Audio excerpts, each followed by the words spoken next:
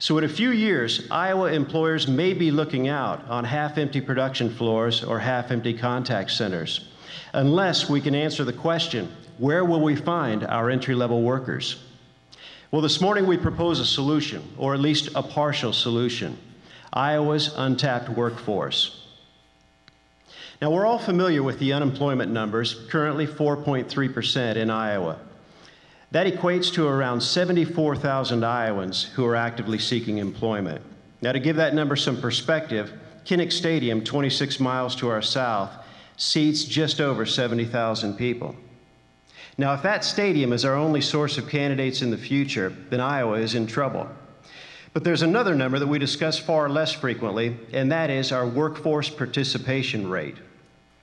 Currently in Iowa, more than 300,000 working-age adults are not counted in the labor force because they are neither employed nor actively seeking employment.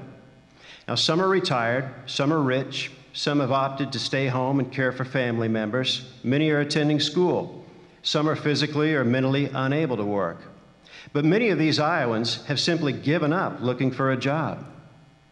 These discouraged would-be job seekers include disabled Iowans, ex-offenders, minorities. Some are immigrants to our state learning the English language. Others are older workers. And each of these, with a little bit of help, can enter the Iowa workforce. And if they were to do so, the impact on our state would be profound. If 1/4 of these more than 300,000 Iowans could be drawn into the workforce, that would more than double our available supply of workers. Essentially, we would add a stadium.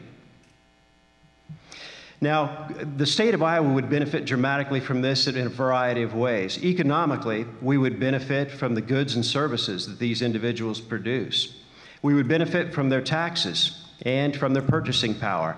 We would benefit from the reduced burden on our public assistance programs. Our employers would benefit from a dedicated and committed workforce. And many of our fellow Iowans would know the joy of the dignity and just the freedom that comes with participation in the American dream.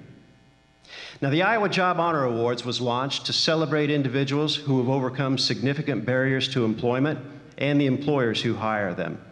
Our society celebrates lottery winners, rap artists, professional athletes, movie stars, but seldom do we hear the stories of individuals whose lives are transformed by the hard work and perseverance that leads to meaningful employment.